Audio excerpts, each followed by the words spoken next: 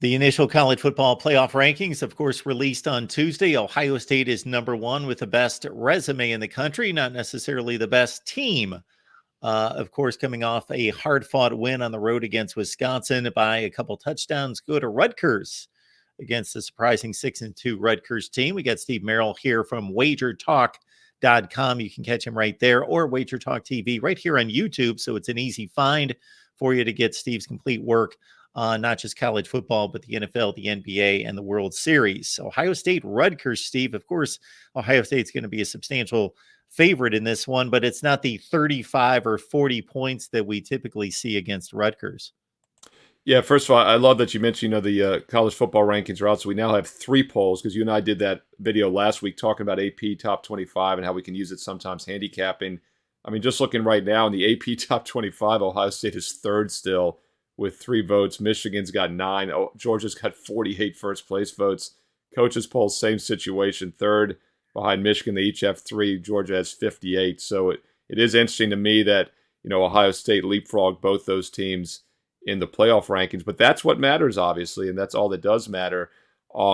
This is a spot for Ohio State where I think they have to be a little cautious. Last week, a lot of shows I did at wagertalk.com, I believe we covered the game here as well. I mentioned I thought at 14.5 or more, there was some value with Wisconsin. I made the line 13. Ohio State won by exactly 14, landed right between my simulation and the actual point spread. And the reason I liked Wisconsin in that game getting 14.5 or more is, first of all, it was a key number.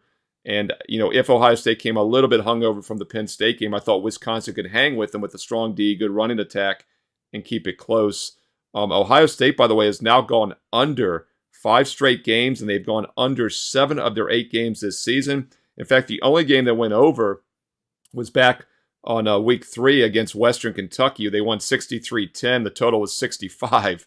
So basically, they did it on their own. Every other game has gone 7-0 to the under this season. So that's something to keep in mind. And it shows how much better defensively this team is. But it also shows their O is probably not quite as explosive. We've seen what C.J. Stroud's done for the Houston Texans this year in the NFL. And Ohio State on the year is averaging 32.5. And I want to say just 32.5 because that's still a pretty good number for most teams.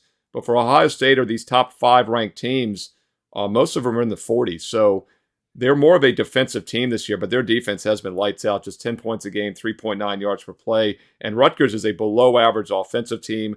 They do not throw the ball well. They run the ball well, kind of like Wisconsin, good D, run-based. But if they get back down by double digits in this game, they're going to have a tough time playing from behind. Let's look at my database simulation. 10,000 games run through the database on average has Ohio State winning by over 20 points. Current line is 18.5, as you mentioned. So there is actually some value this week. Unlike last week, there is some value now with Ohio State. And I think the situational setup is a little bit better. Whether they let down or not for being ranked number 1, I think if anything, that's a motivator for them, especially since they're only number 3 in their other 2 human polls. So it'd be Ohio State or pass for me. Rutgers, by the way, having a nice season. And talking about the rankings, they're close to being ranked. They're getting some bonus votes. I think they're like the 7th or 8th team on the AP poll, and they're about the 5th team or so, I believe, in the coaches poll, getting some votes there as well.